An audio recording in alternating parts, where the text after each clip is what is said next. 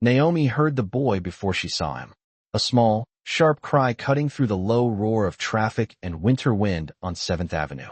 It was just past 9:40 p.m., that hour when downtown lights look prettier than they feel, and people hurry past each other like moving shadows. She was off a 12-hour shift, scrub top under a thin navy jacket, 2 steaming paper cups of chicken soup in a cardboard tray. One for her, one for whatever charting she still had to do at home. Then she saw them. An older white woman sitting right on the concrete, back against a cold metal light pole, arms wrapped tight around a little boy in a blue puffer coat. The boy clutched a green plastic dinosaur, so hard his knuckles went white. Cars flew by in streaks of light. Dozens of people walked around them, stepping wider like they were avoiding a puddle. The woman's lips moved, but no sound came out. The boy's cheeks were wet. Naomi slowed. Her feet knew before her brain did. She'd seen that look hundreds of times. The dazed stare of someone whose brain had slammed an emergency brake. She shifted the soup tray to one hand and took a step toward them. "Hey," she said softly. "Are you two okay?" Before the woman could answer, a man in a gray wool coat brushed past Naomi's shoulder hard enough to jolt the soup. "Lady, don't," he snapped without even looking at the grandmother. "Social services will come. You don't want to get mixed up in that." Naomi frowned. "She's sitting on the sidewalk," she said. "It's 35 degrees. He scoffed, finally glancing back at her scrub pants and worn sneakers. "Yeah, and people fake all kinds of mess for handouts. People like you just want trouble. Keep walking." The words hit colder than the wind. "People like you." He was already gone, swept back into the stream of suits and scarves. Naomi looked down again. The boy had pressed himself deeper into the woman's coat. The woman's fingers trembled against his shoulder, but she still hadn't really focused on Naomi. A city bus blew past, spraying slush onto the curb. Naomi's toes were already numb. The smart thing was to go home, shower off the hospital smell, pretend she hadn't seen any of this. That's what everyone else was doing. But the boy's eyes found hers, wide, green, and lost. "Ma'am."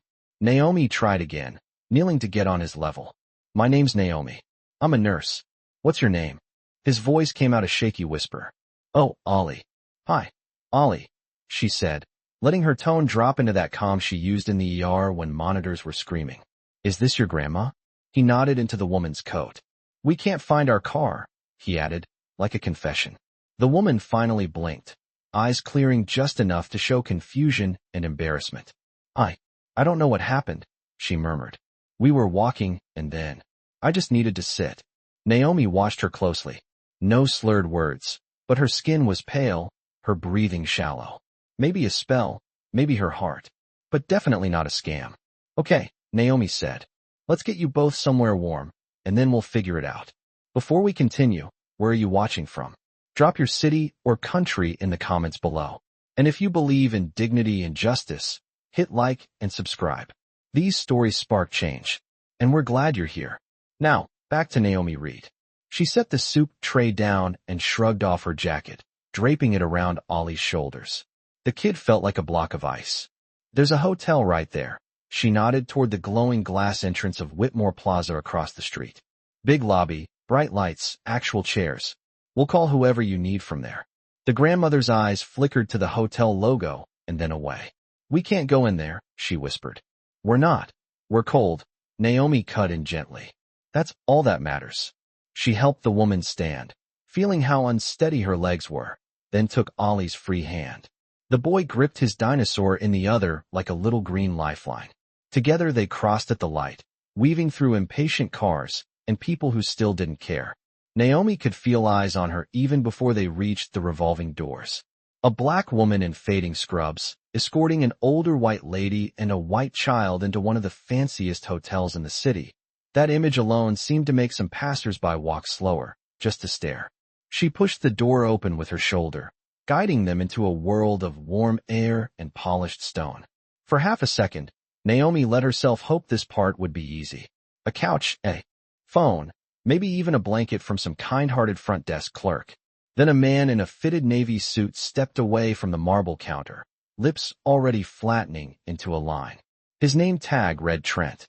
"Ma'am," he called out, voice sharp enough to slice through the soft lobby music. "This is not a shelter."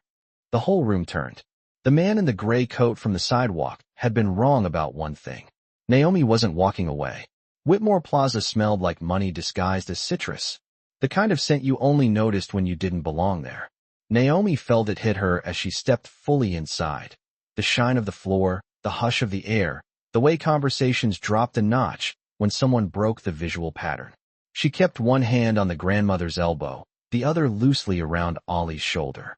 "We just need a place to sit," Naomi said, keeping her tone polite, professional. "She's feeling faint. I'm a registered nurse. I can show you my badge if you want."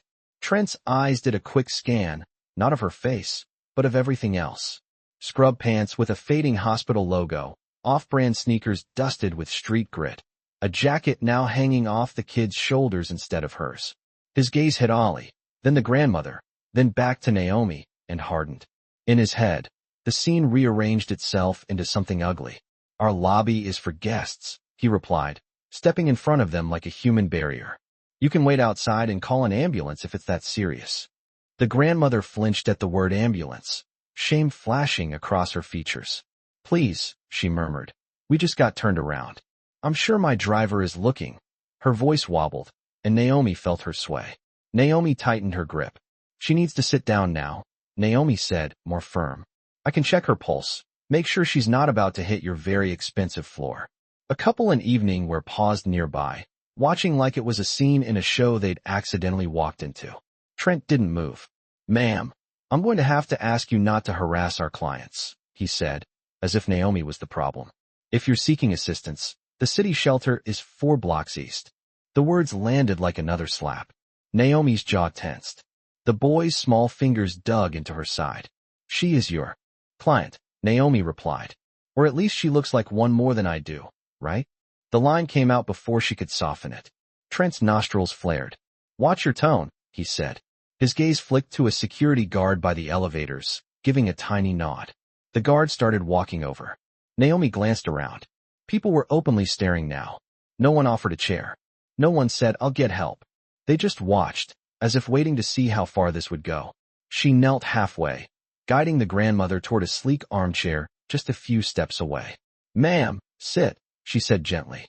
"I've got you." The older woman sank down like her bones had been waiting for permission. Naomi slid 2 fingers to her wrist, counting under her breath. Her pulse was fast, but not wild. Stress, cold, maybe low blood sugar. Fixable. All of this was fixable, if the people in the room would stop staring and start acting human. "What's your name?" Naomi asked the grandmother quietly. "Eleanor," she replied, voice thin as paper. It meant nothing to Naomi yet. Just another name attached to another set of worried eyes. "Okay, Ms. Eleanor, we'll call your family," Naomi said. She looked up at Trent. "Can we please use a phone? Or you can call for her, and I'll stay with the kid." Trent folded his arms. "Identification?" Naomi blinked. "For who?" "For all 3 of you," he said. "I need to make sure you're not taking advantage of an elderly woman." He didn't bother to lower his voice. Naomi felt heat climb her neck. There it was. Not subtle anymore. "She doesn't have her purse," Naomi replied slowly. "She told you they got turned around. And he's 5. She gestured to Ollie, whose lower lip was starting to tremble again.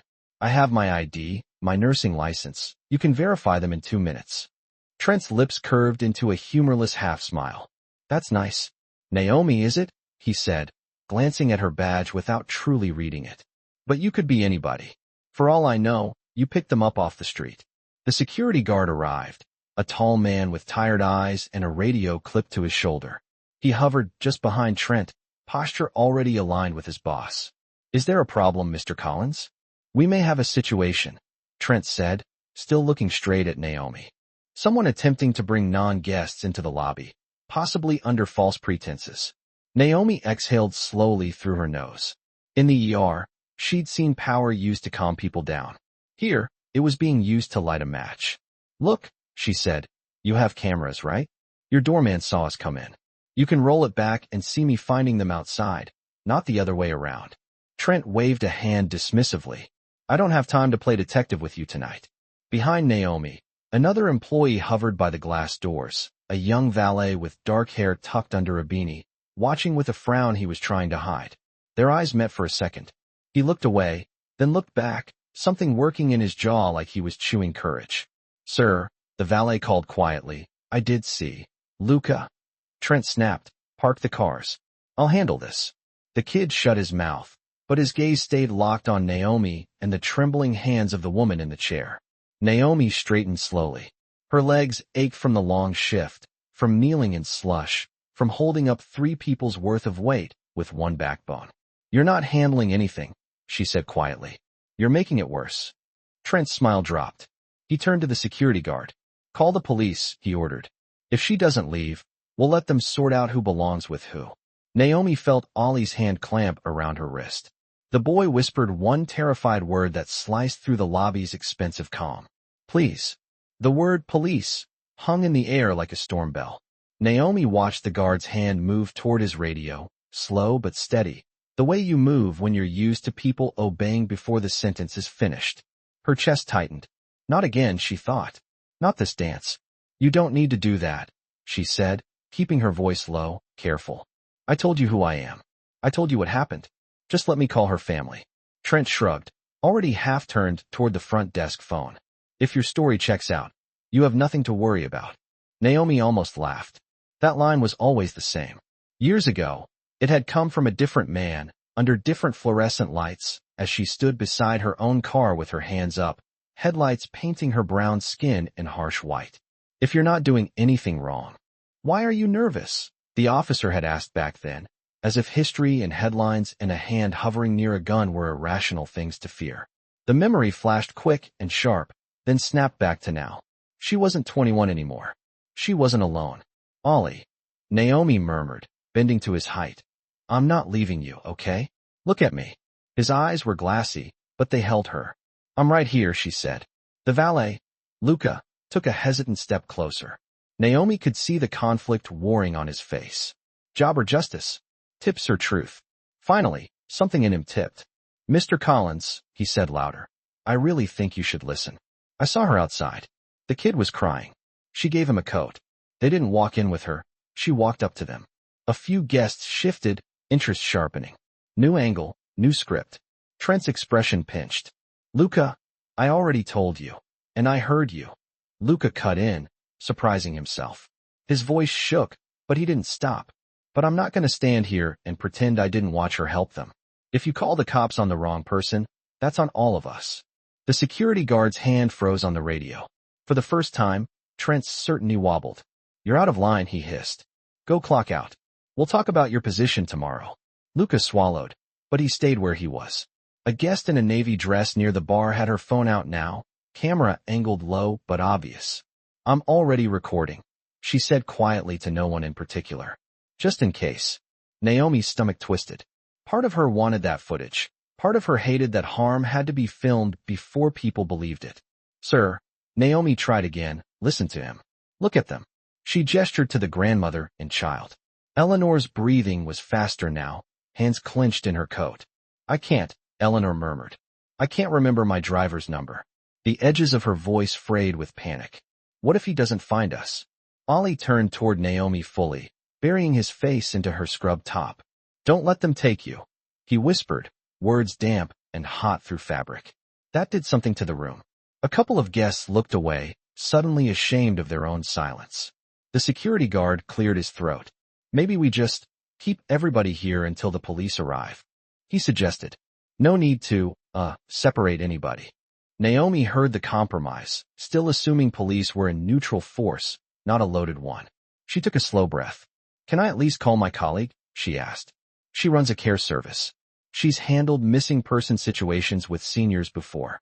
She can get resources moving faster than a random 911 call." Trent hesitated. For a heartbeat, humanity almost won. Then his eyes flicked to Naomi's skin, her clothes, the way Ollie clung to her, and something mean resurfaced. "You can call whoever you want," he said, from outside. "On the sidewalk. Not in my lobby." My lobby. Naomi almost smiled at that. She knew rich people, had watched them sweep through hospital wings, demanding private rooms and fresh flowers at midnight. The ones who said my when they meant temporarily rented. She also knew what a name on a building really meant. Someone, somewhere, had picked out those letters for a reason. Her gaze drifted up to the giant brass W over the front desk. Whitmore Plaza. Didn't ring a bell. But the way Eleanor had flinched when she first saw the sign on the sidewalk, that had meant something. A flash of recognition, buried under the fog. Naomi tucked that away. You want me gone because I don't fit your picture, she said softly. You looked at me and decided I couldn't possibly be the one helping them. Trent rolled his eyes. Don't make this about race, he snapped. It's about security. Luca gave a humorless laugh. Funny how security always looks one direction, he muttered. The guest with the camera nodded. I've been sitting here 20 minutes, she said. Nobody carded the drunk guys knocking over your bar stools. A murmur rippled through the lounge. Tiny cracks in the wall Trent had built. The security guard shifted his weight, radio still at his shoulder, but no longer the center of the universe. Naomi could feel the moment balancing on a thin edge. She did what she always did when stakes got high. She went practical. She reached into her pocket and pulled out her wallet, flipping it open to her hospital ID and nursing license. No trembling hands, no rushed movements. She held them out like evidence in a trial. You want to verify someone? She said. Start with me. Then maybe think about why it was easier to imagine me as a threat than a nurse walking home from work. The sliding glass doors hissed open again, letting in a slice of cold night and red-blue flicker. Naomi didn't have to turn around to know what it meant. The security guard's radio crackled softly. Unit 27, we're on scene at Whitmore Plaza, a voice said from the doorway. Officer Mark Dwyer stepped in, tugging his gloves off, eyes doing a quick sweep that landed, predictably, on Naomi first. Not the trembling, older woman. Not the 5-year-old with dinosaur claws in his palm. The black nurse in tired shoes. What's going on here? He asked. Trent straightened like a student eager to tattle. Officer, thank you for coming, he said, suddenly all polished professionalism. We have a possible elder exploitation situation. This woman, he pointed at Naomi, brought an elderly guest and a child into the lobby. No reservation, no ID for them, refused to leave when asked. My staff has concerns she may not be related to them. The guest with the phone lowered it just enough to stare in disbelief. Luca closed his eyes for half a second, then opened them again, jaw tight. Dwyer studied Naomi, then the ID still open in her hand. Ma'am, step away from the child, he said. His tone wasn't shouting, but it carried a warning, the kind you feel in your spine. Ollie clung tighter. Eleanor let out a small sound, faint but desperate. She's helping us. The older woman managed, but the words tangled. Her hands shook harder. It's okay, Naomi murmured to her, then looked at Dwyer. Officer, my name is Naomi Reed. I'm a registered nurse at St. Bridget's. I found them outside sitting on the sidewalk in the cold. She seemed disoriented. We came in here to warm up and call their people. That's it. She held out her ID. Dwyer didn't take it right away. His gaze flicked to Trent. Your camera's on? Of course, Trent said quickly. You'll see everything, including the part where she gave the kid a coat. Luca muttered. Dwyer ignored that.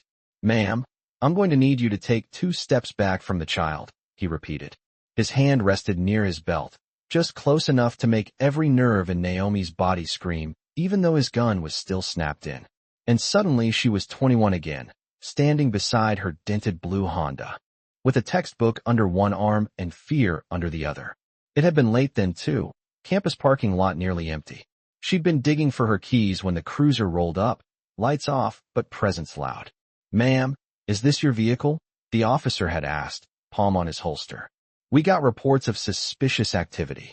Suspicious had meant brown, alone, and not where someone thought she should be. She'd laughed, thinking it was a joke, until he'd ordered her to put the book down and keep her hands visible. Until he'd said, if you're not doing anything wrong, why are you nervous? That night, her heart had pounded so hard she thought it might bruise her ribs. Now, in Whitmore Plaza, it did the same. Only this time, there was a child gripping her shirt. I'm not stepping away from him unless he wants me to, Naomi said carefully. She turned her head just enough to address Ollie. Buddy, do you want me to move? His answer came in a rush. No, he cried, voice cracking. Don't go. Tears spilled over his lashes. He twisted his dinosaur until its tail bent dangerously. Eleanor tried to stand, panic giving her a shaky surge of energy. I told you, she said to Dwyer, words tumbling out in uneven bursts. I got dizzy. We were walking. He was scared. I had to sit. And then she helped us. Her hand fluttered toward Naomi. Dwyer frowned, torn between training, liability, and the very obvious terror in the kid's eyes. Ma'am, are you under any kind of medication? He asked Eleanor. Do you have a caretaker we can call? She blinked, struggling. My driver, she said. James. He knows where we. Her voice thinned into confusion again. Naomi stepped in. Officer, can you run an Amber Alert check for a boy named Oliver or Ollie, around 5, brown hair, green eyes? She asked. He's wearing a blue puffer coat, carrying a green toy dinosaur. I'd bet your system lit up an hour ago. Dwyer's eyes narrowed. Most people didn't talk to him like that. Calm, informed, not cowed. Why would you assume that? He asked. Because if a kid like him goes missing near this side of town, every screen in the city should be screaming by now, Naomi said. And she nodded at Eleanor. Looks like someone whose disappearance makes rich people nervous. A couple of guests snorted before they could stop themselves. Trent flushed. That's enough, he snapped. You're making wild accusations. No, Naomi replied. I'm connecting obvious dots. You just didn't like where they led. The tension in the air thickened. Dwyer muttered something into his shoulder mic, radio crackling back with static and distant voices. Naomi forced herself to breathe evenly. If she let her anger slip into her tone, they'd hear aggression, not accuracy. She pulled her phone from her pocket slowly, announcing every move. I'm going to call my colleague, she said. Her name is Jade Parker. She's my operations director at Northside Care. We handle senior clients all over this city. She can confirm who I am before your system even boots up. Dwyer hesitated. Keep it on speaker, he said. Naomi tapped Jade's name. The line barely rang once. Naomi. Jade's voice came sharp and alert. It's late. You okay? Define okay, Naomi said dryly. I'm at Whitmore Plaza with an elderly woman and a kid who are probably on some missing persons bulletin. Management decided I must be kidnapping them. We've escalated to police. There was a beat of silence. Then Jade's tone dropped into business mode. Got it. Want me to start North Star?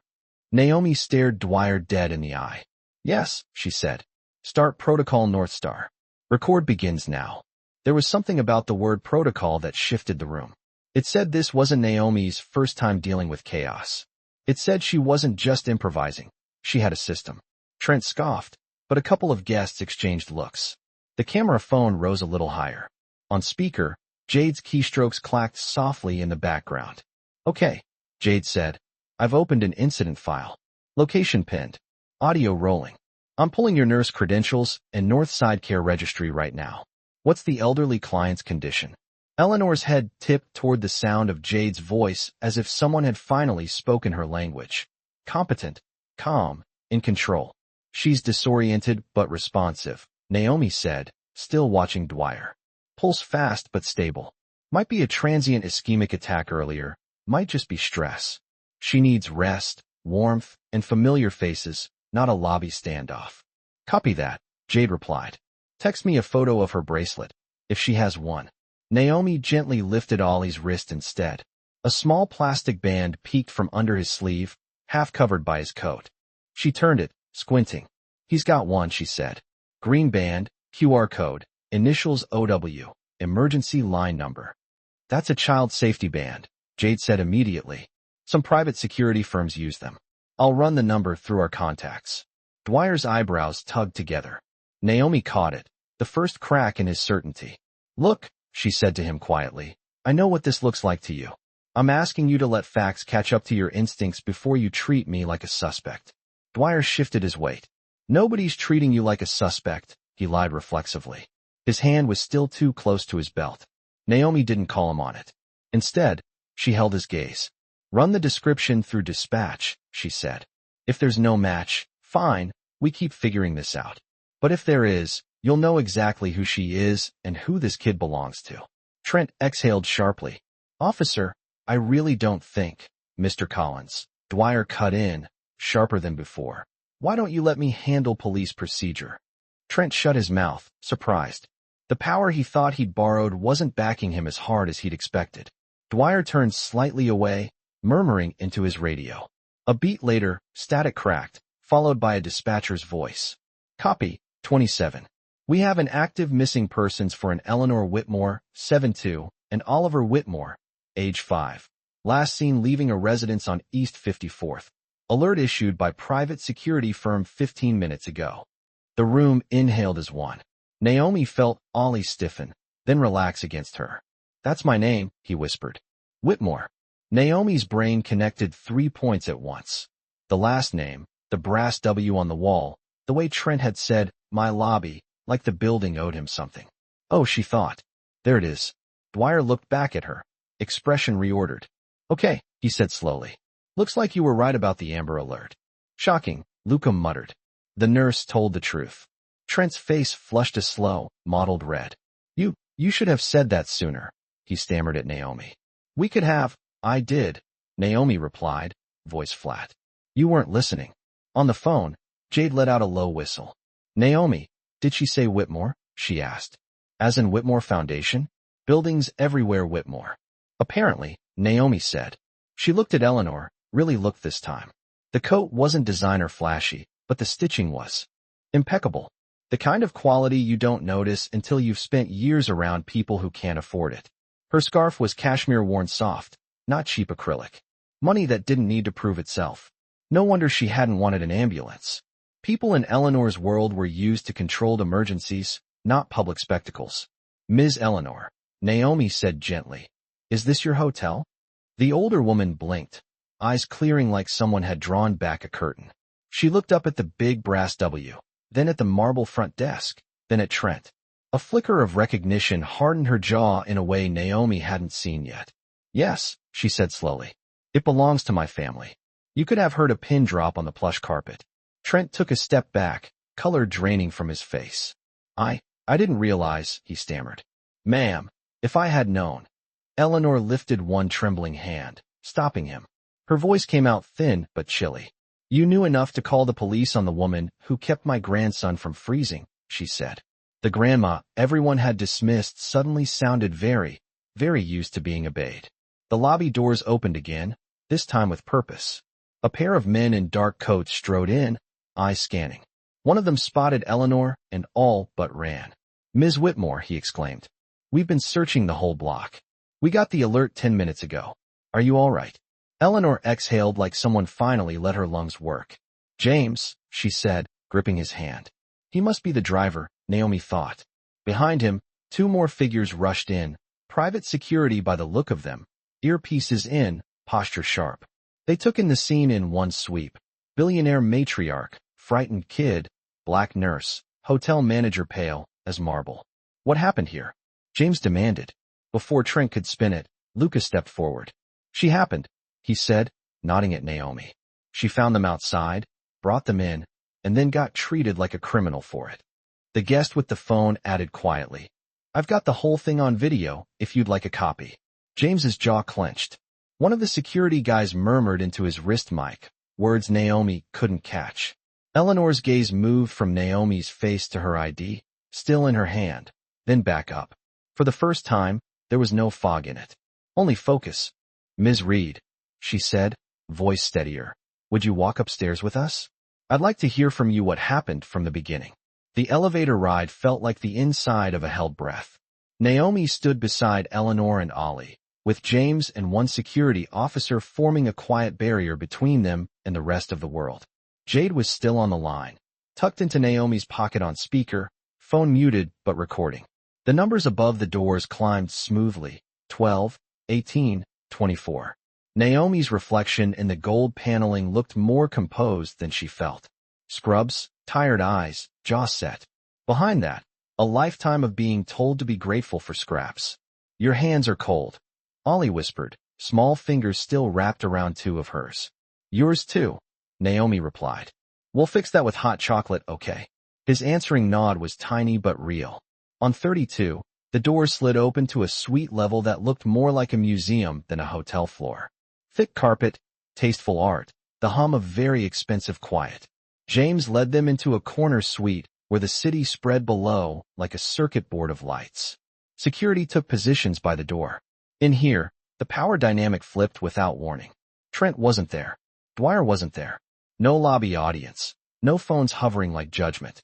Just an older woman who owned half the skyline and a nurse who owned her own time. Barely. Eleanor sank into a sofa, exhaling as if her bones recognized the cushions. James knelt to take her vitals with a small kit he produced from a sleek, black bag. BP's a little high, but not scary, he reported. We'll get your physician on call. Eleanor nodded distractedly. Her attention was fixed on Naomi. Sit, Ms. Reed, she said, gesturing to a chair opposite. Naomi sat, back straight. She didn't quite know what room she'd just stepped into, but she knew interviews when she saw them. Tell me what happened, Eleanor said. Naomi walked her through it. From the moment she heard Ollie's cry to the moment the SUV headlights hit the lobby doors. She didn't embellish. She didn't soften Trent's words, but she didn't add extra venom either. Just facts laid in order like cards on a table. When she got to, people like you just want trouble, Jade muttered something unprintable in Naomi's pocket. Naomi kept going. Halfway through, James's jaw was tight enough to crack a tooth. By the end, even the security officer by the door looked like he was regretting his career choices. Eleanor listened without interrupting, hands folded lightly in her lap. When Naomi finished, silence settled. The city noise outside the glass was a distant rush. Thank you, Eleanor said finally. Now, she turned to James. What did the hotel report? James cleared his throat. Initial call from Mr. Collins described a non-guest individual attempting to loiter in the lobby with an unidentified senior and minor, he said carefully. He mentioned possible elder exploitation. Eleanor's lips thinned. So he looked at this woman. She nodded at Naomi, and decided I was the one being used. Not helped. No one argued. She shifted her gaze back to Naomi. It softened just a fraction. You said you're a nurse, she said. And something about Northside Care. Yes, ma'am, Naomi replied. I started it 3 years ago. We provide in-home visits, transport, check-ins for seniors who can't afford private nurses or don't have family nearby. It's small, but we cover a few neighborhoods. Eleanor's eyes sharpened. You're the owner? Founder and CEO, Naomi said, the title still feeling strange in her mouth sometimes, even after all the paperwork and late-night strategy calls with Jade. But I still work hospital shifts to keep the lights on. Jade, emboldened by not actually being seen, unmuted herself. And because she can't sit still when people need her, she added from the phone. Eleanor's eyebrows lifted. Is that your colleague? Jade Parker, Jade said. Operations Director. Sorry for eavesdropping on your living room, ma'am. Eleanor actually smiled at that. It softened her whole face, carved years off. I've had worse guests in my living room, she said. At least you're useful. Ollie giggled, the sound high and shaky but healing. Miss Naomi gave me her coat, he announced suddenly. And soup. And she didn't leave when that man was mean.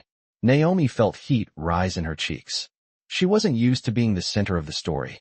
She was usually the one stitching it back together from the edges. Eleanor looked at her grandson, then back at Naomi. A decision clicked in her eyes like a switch. Ms. Reed, she said, I have spent a great deal of money trying to make this city kinder. Foundations, grants, scholarships, all of it. We fund hospitals and museums and tech startups that promise the moon. She gestured vaguely toward the window. But I have never seen a line item for a woman who refuses to walk past. Perhaps that's the problem. Naomi wasn't sure where this was going, but her chest tightened anyway. I didn't help you for money, she said quietly. I know, Eleanor replied. That's precisely why I'm inclined to trust you with some. James blinked. Ma'am, you heard me, she said, not looking away from Naomi. I want to invest in Northside Care. You said it's small. I'd like it not to be. Let's start with $1 million. The words hit harder than any insult. Naomi actually laughed, a short stunned burst. Excuse me, she said. 1 million, like actual dollars? Not points. Jade almost dropped the phone. Ma'am, just to clarify, she said quickly. Are we talking donation, loan, equity? We'll sort the structure with lawyers, Eleanor said, waving a hand. Grant, endowment, seed funding. Whatever keeps you free to do what you clearly already know how to do. My only condition is that you don't let people like Mr. Collins decide who deserves help ever again. Not in my buildings. Not if my name's on the door. Naomi stared at her. An hour ago, she'd been planning to microwave soup in a one-bedroom apartment and fall asleep on her couch. Now a billionaire she'd found on the sidewalk was casually rearranging her future. I don't know what to say, Naomi murmured. Say you'll take it, Jade hissed from the phone. Eleanor's eyes warmed. Say you'll answer when I call the next time my family needs someone who sees the person before the profile, she added. Naomi looked at Ollie, who hugged his dinosaur and nodded like it was the most obvious thing in the world. Something settled in her, heavy and light at once. Okay, she said. I'll take it. For them. For the ones nobody stops for. By morning, the story had already started to leak in the places stories like this always do. Group chats, text threads, a blurry photo on someone's private Instagram with a caption that simply read, "Last night at Whitmore Plaza was wild." But the real fallout didn't begin until 8 a.m., when the hotel staff lined up for the usual shift briefing and found an extra figure standing beside the general manager. Eleanor didn't visit her properties often. When she did, it was usually through back hallways, quiet and efficient. This time, she stood squarely in the lobby, leaning lightly on a cane she didn't truly need, with Naomi at her side in clean jeans and a Northside Care hoodie, Jade just behind them. Luca hovered near the back of the staff crowd, eyes wide. Trent had that kind of confidence you only get from years of not being challenged. It showed even in the way he walked into the circle, coffee in hand, until he saw who was there. The color drained from his face so fast Naomi almost worried about his blood pressure. Ms. Whitmore, he stuttered. I had no idea you were coming by this morning. If we'd had notice, we could have prepared, Eleanor supplied. Rehearsed. A couple of housekeepers hid small smiles. Trent swallowed. We had a bit of a situation last night, he began. There may have been some misunderstandings regarding. Yes, Eleanor said. There were. She nodded to James, who tapped a tablet. Screens behind the front desk flickered to security footage. Naomi helping Eleanor into the chair, Trent's arms folded, the security guard reaching for his radio.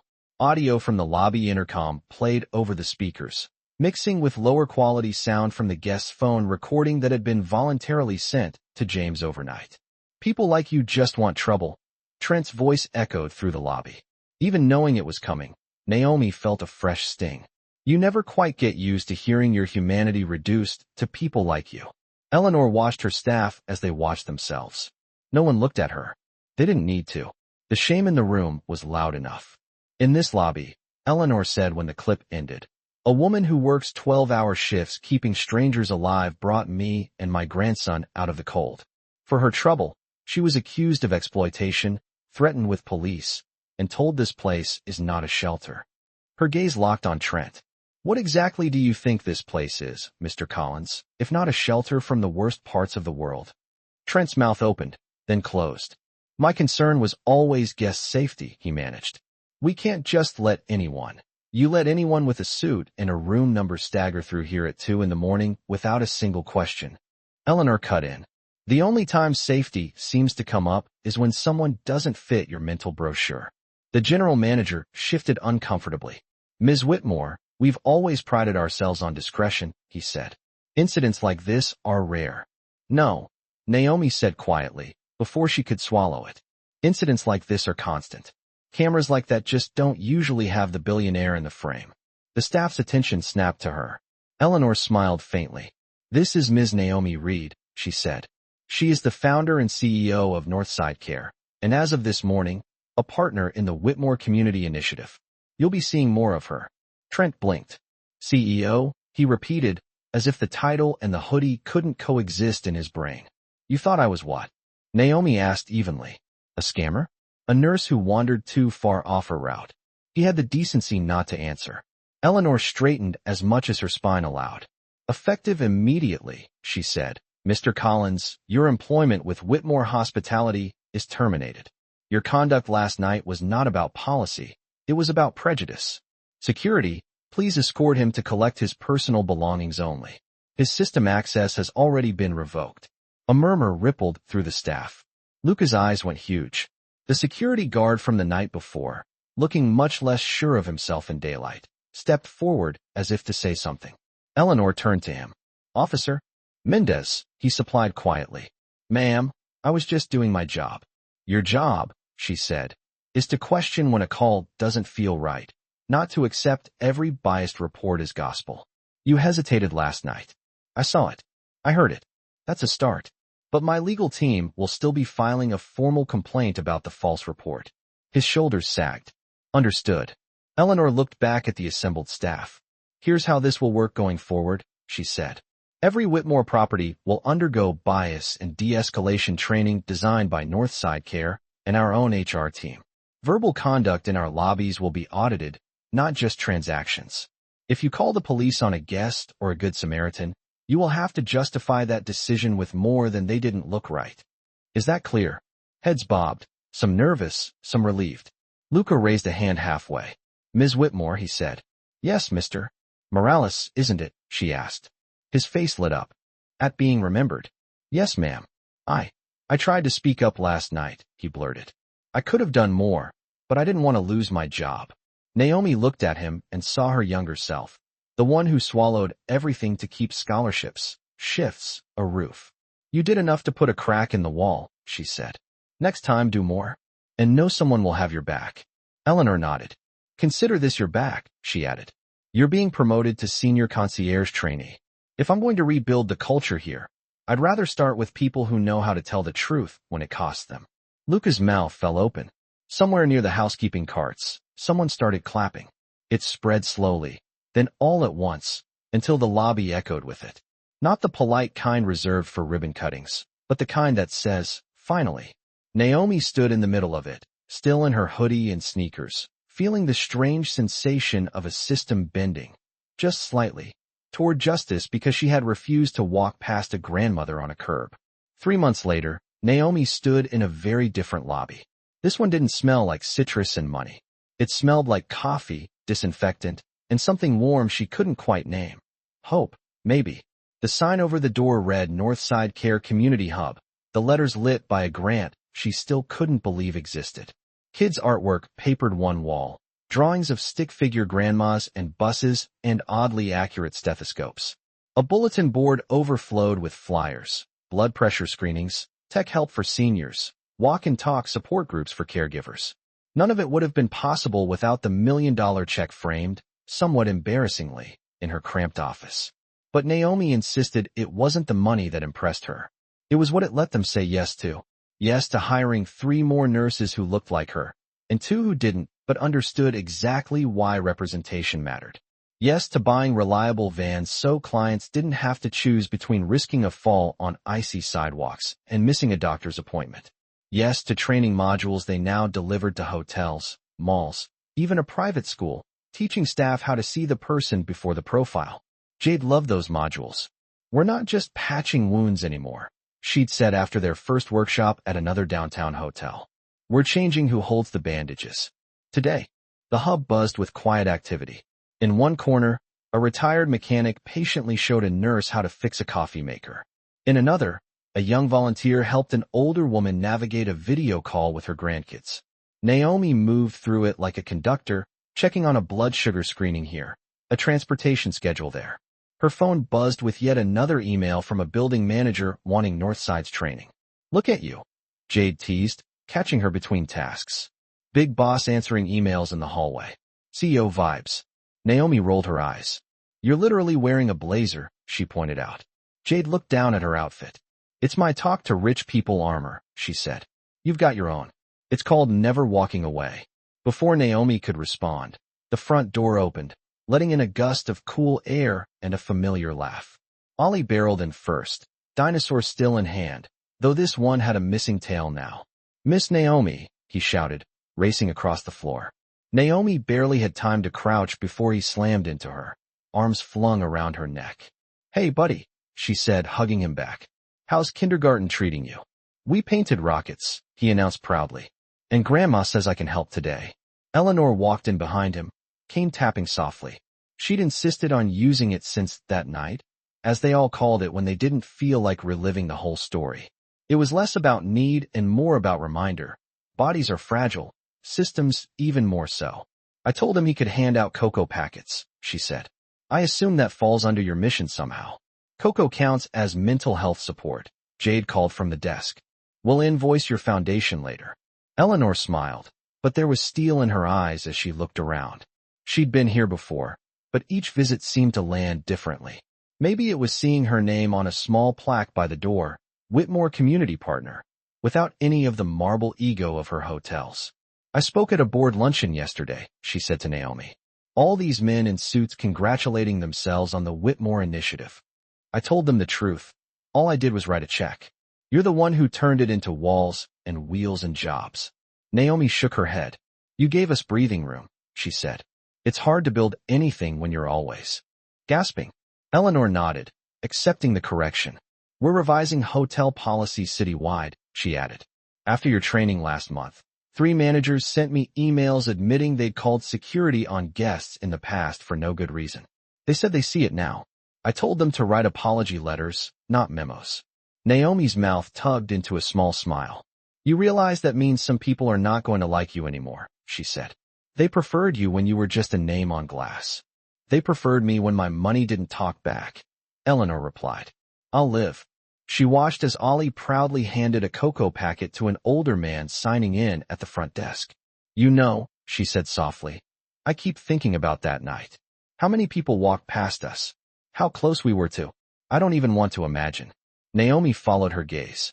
The memory could still make her stomach drop if she let it. It wasn't the first time I watched people look away, she said. It was just the first time someone with your kind of power was sitting on the ground while they did it. Eleanor inhaled slowly. I was raised to believe power was something you held quietly, she said. But that silence almost got my grandson hurt. I'm learning there's a difference between privacy and complicity. Jade, who'd been pretending not to eavesdrop, snorted. Look at us, she said, turning a billionaire into a social justice warrior. Please don't call me that, Eleanor murmured, but there was a spark in her eyes that said she didn't entirely mind. A bell on the wall chimed, their own low-tech version of a notification. It meant a client had arrived who needed extra help. Naomi straightened. Duty calls, she said. Back to my real job. Eleanor tilted her head. Which one? Naomi glanced around. At the cocoa station, the training flyers, the seniors settling into chairs without being questioned at the door. All of them, she said.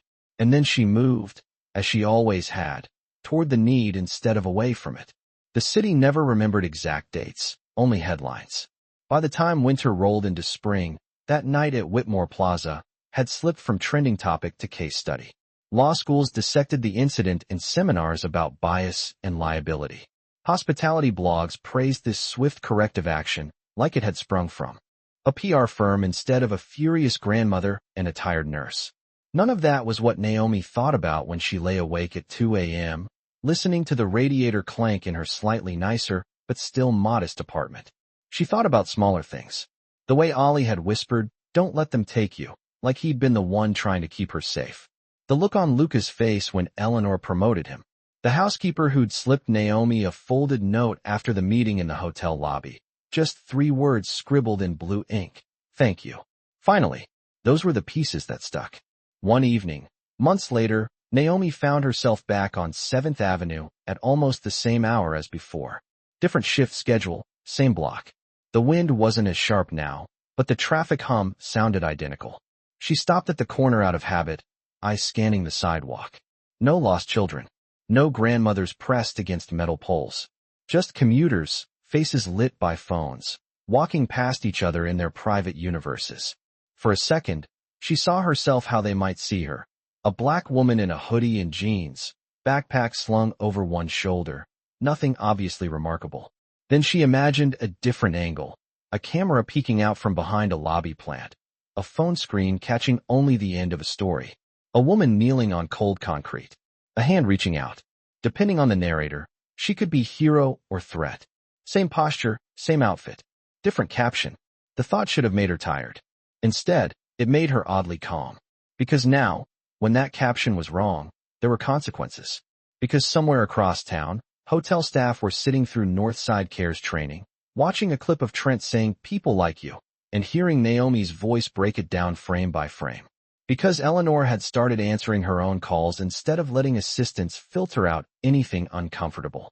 Most nights, Naomi still ended up bone-weary. Running a growing organization meant budgets and staffing and meetings with people who wanted to help, but also wanted a logo on something shiny. Sometimes the $1 million felt like a blessing with attached homework. Sometimes she missed the simplicity of just clocking in, doing her rounds, clocking out. But then a van would pull up to the hub with a client who hadn't left their apartment in months without fear. Or Jade would text her a photo of a hotel front desk clerk gently offering a chair to a lost senior, captioned, "They're learning." Or a random stranger would stop her on the street and say, "Hey, weren't you the woman from that video? My mom watched it like 10 times. She said it made her feel less crazy about what she's gone through." Those moments stitched the bigger picture together. One more small yes after years of no. Standing at the corner, Naomi pulled out her phone and opened the group chat she had with Jade and, oddly enough, Eleanor. It had started as a logistics thread, but by now it was mostly screenshots and exasperated memes about rich people trying to rename community centers after themselves. She snapped a quick photo of the almost empty sidewalk, the same stretch of concrete where it had all started. Sent it with a caption, "Nobody on the ground tonight." Good sign. Jade replied with a string of prayer hands and flexed bicep emojis. Eleanor's message came a moment later. "Or maybe they're inside one of your hubs instead of outside one of my hotels." Naomi smiled at that. She typed back, "Either way, we're not walking past." Then she slid her phone into her pocket and crossed with the light, moving through a city that still needed more work than any $1 million could buy. Voiceover, if someone had been narrating her life, might have said, she didn't raise her voice that night in the lobby. She didn't flip tables, or scream, or beg. She raised something else. She raised the standard. Naomi preferred a simpler version. When people asked her, because people always asked in podcasts and panels and awkward networking events, what she had learned from the whole wild ordeal, she said this: "I didn't help them because I thought a billionaire was watching. I helped them because nobody ever stopped for my grandmother when she got confused at the bus stop. I helped them because I know what it feels like to be the problem in someone else's hallway." She would pause there, let the room breathe it in. Then she'd add, "The money didn't make me powerful. It just made it harder for certain people to ignore what I was saying. Don't wait for a check to act like you matter." It wasn't the kind of quote that looked neat on a brochure. It was messy and real and a little inconvenient, which, Naomi figured, was exactly what the world needed more of. Not just big gestures in marble lobbies. Not just viral clips and policy memos, but 1,000 quiet decisions made on cold sidewalks and warm offices and crowded buses to stop for each other, to see each other, to refuse, over and over, to be the one who walks by.